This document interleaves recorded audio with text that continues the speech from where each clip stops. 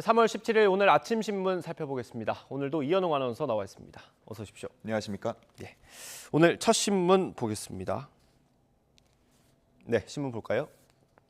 오늘 예정대로라면 이제 문재인 대통령과 윤석열 당선인의 회동 결과를 전해드렸어야 되는데 그렇죠. 사실 우리가 어제 전망했던 거랑은 전혀 반대되는 소식을 전해드리게 됐습니다. 네. 신문 어떻게 보도하고 있습니까? 주요 신문들 보시는 것처럼 대부분 일면에 이 소식 싣고 있었고요. 한겨레와 중앙 그리고 서울신문 준비했습니다. 제목만 보면 뒷부분이 거의 똑같은 걸 볼 수 있는데요. 신구 권력의 정면 충돌이다 이런 표현을 쓰면서 제목을 뽑았습니다. 각 신문마다 회동이 이례적으로 전격 취소됐다거나 초유의 사태다 이런 식으로 평가를 했는데요. 어제 지켜보신 대로 청와대와 당선인 측이 같은 시간에 같은 내용으로 발표를 했죠. 일정을 다시 잡기로 했고 실무 차원의 협의가 진행될 거라는 내용이 있었습니다. 다만 지금까지도 회동이 연기된 그 이유에 대해서는 실무 협의가 아직 덜 됐다라는 거 말고는 공식적으로 확인된 바는 없는 상황입니다. 기자들도 이에 대해서 질문을 꽤나 많이 한 것 같은데 그냥 양측이 합의해서 공개하지 않기로 했다 이런 답변만 반복되고 있습니다. 네.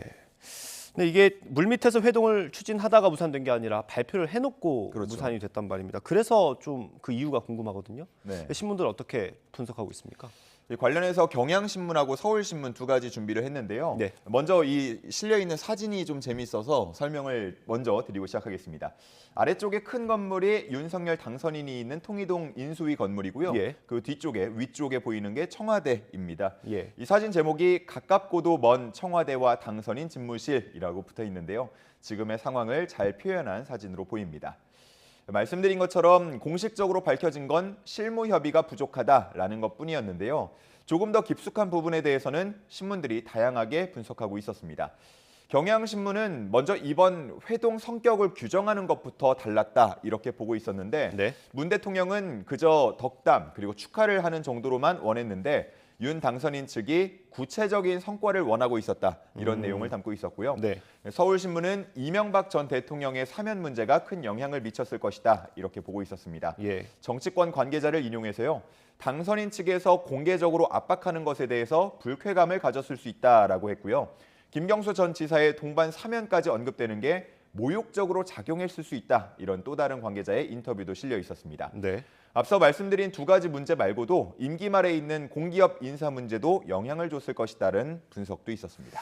네, 뭐 앞으로 일정을 다시 한번 짜본다고 하니까 조금 더 지켜보도록 하고요. 다음 기사 보겠습니다. 네, 이재명 전 후보 얘기네요. 어제는 낙선 인사 중에 숨진 당원을 조문했다 이런 기사도 있던데 이번에는 전화를 돌렸다는 소식입니다. 그렇습니다. 중앙일보의 기사 제목 함께 보면요. 민주당 250명에게 전화 돌린 이재명 조기 컴백하고 물음표가 되어 있죠. 이재명 전 대선 후보가 15일과 16일 이틀에 걸쳐서 민주당 의원 172명에게 전원에게 전화를 걸었다고 하고요.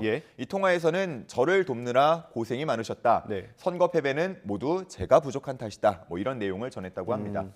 그리고 원외 지역 위원장 80여 명에게도 전화를 걸었다고 하는데 이를 합치면 한 250여 명 정도가 되겠죠. 뭐 자신을 도와준 사람들에 대한 도리라고 볼 수도 있겠지만요. 직접 전화를 받은 사람들의 인터뷰를 보면 단순한 감사 인사를 넘어서 상당히 공을 들이는 느낌이었다라거나 지방선거에서 무언가 역할을 할 거란 느낌이 들었다. 뭐 이런 반응을 보였다고 합니다. 뭐 이른바 조기 등판론에 대한 뭐 얘기였는데요. 이런 관측들에 대해서 이 전 후보 측은 단순한 감사 인사였을 뿐이다라고 일축했다고 합니다. 네, 그렇군요. 다음 코로나19 기사 관련해서 하나 보겠습니다. 코로나19를 1급 감염병에서 제외한다 뭐 이런 전망이 있던데 그 내용인가요? 네, 서울신문에 나온 기사인데요. 1급부터 4급까지 이제 법적 감염병에 대한 분류가 나와 있습니다. 심각도와 전파력에 따라서 보통 분류가 되는데 이 표로 정리된 내용을 보면요. 1급은 에볼라나 사스, 그리고 2급은 결핵이나 장티푸스, 3급은 비형 감염이나 말라리아, 4급은 독감 등이 포함이 돼 있습니다. 방역당국은 코로나19를 1급에서 해제하려고 하는 건 비록 전파력은 높더라도 치명률, 위험성이 낮기 때문이라는 주장입니다.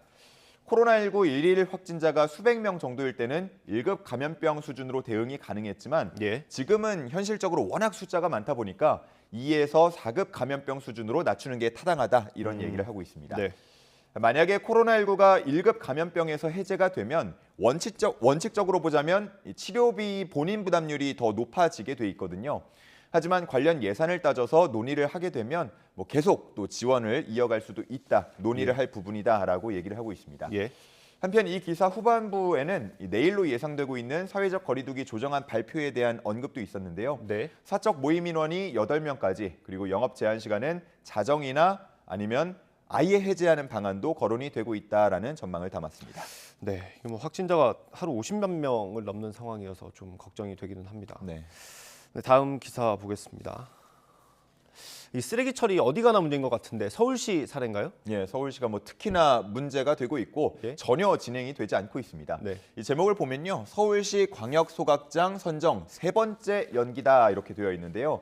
지난 2019년부터 시작해서 올해 3월까지 공모도 해봤고 또 입지선정위원회를 꾸려서 다각적으로 노력도 해봤지만 한 발짝도 나가지 못하고 있는 그런 상황입니다.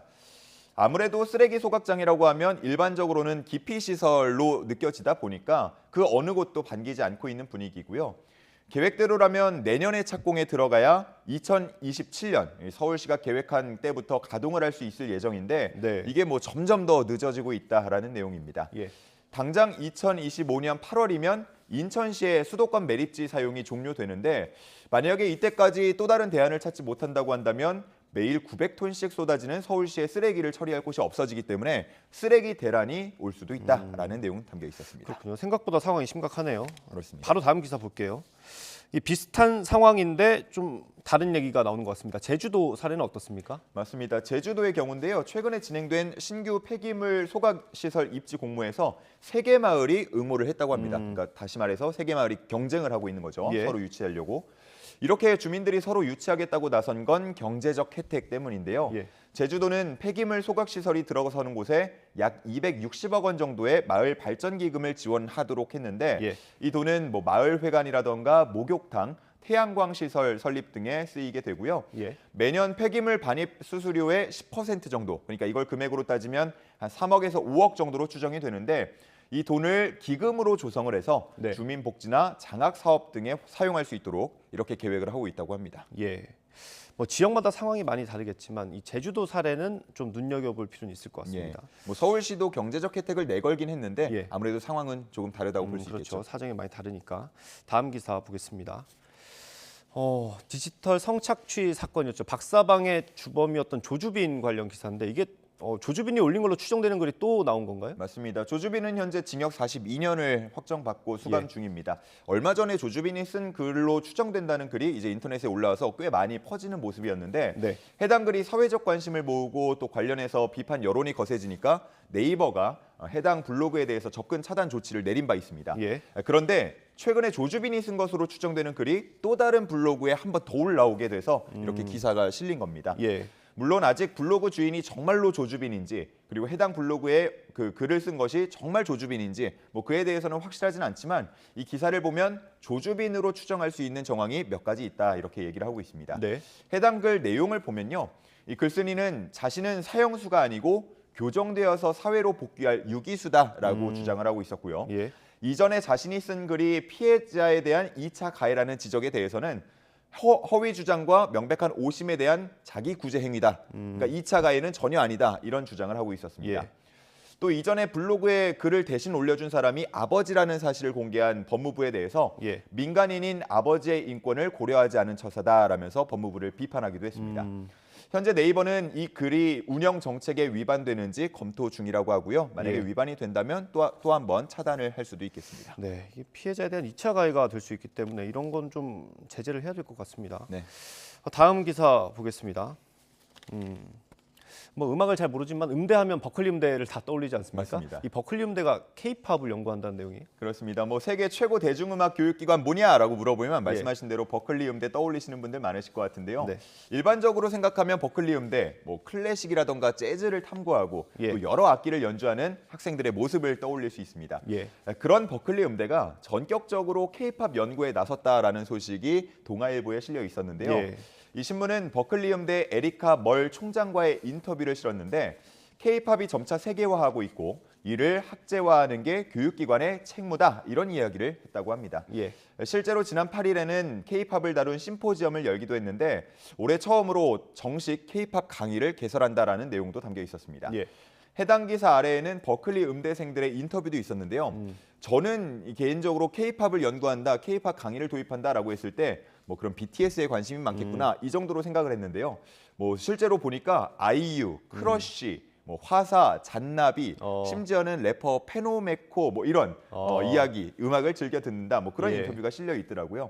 그야말로 우리나라 음악을 전반적으로 다 좋아하는 그런 분위기였습니다. 예, 그렇군요. 연구가 되고 뭐 관련 학과가 생기면 더없이 좋은 일일 것 같습니다. 네. 네, 마지막 기사 하나 보겠습니다. 스포츠 관련 기사인데 우리 시대죠. 우리 시대 축구 영웅이 실렸습니다. 별로 네. 좋은 내용 같진 않고요. 어떤 내용입니까? 축구를 별로 좋아하지 않는 분들이더라도 아마 이 지금 두 선수 모습만 보더라도 이름하고 얼굴 대부분 아실 것 같은데요. 메시와 호날두 선수의 사진이 한국일보 21면에 실렸습니다. 보통 이 두 선수의 기사, 사진이 실리면 뭐 세레머니를 하거나 우승컵을 들어 올리거나 뭐 그런 모습들을 상상할 수가 있겠는데 오늘은 표정이 좀 많이 좋지가 않습니다. 제목을 보더라도 아 옛날이요 이렇게 쓰여 있는데요. 최근에 진행된 챔피언스 리그 경기에서 두 선수 모두 다 지면서 8강 진출에 실패했습니다. 심지어는 2시즌 연속입니다. 이 챔피언스 리그라고 하면은 유럽 각국의 리그에서 상위권에 위치한 팀들이 경쟁하는 일종의 별들의 무대다 이렇게 불리는데요. 그렇기 때문에 최고의 영예로 꼽히고요. 다른 숱한 트로피를 들어올린 이 두 선수도 챔피언스 리그 우승컵에는 계속해서 욕심을 내는 상황입니다. 그래서 이번에 또 팀을 옮기면서까지 챔피언스 리그 우승을 도전했는데 이 과정이 정말 쉽지 않아 보이고요.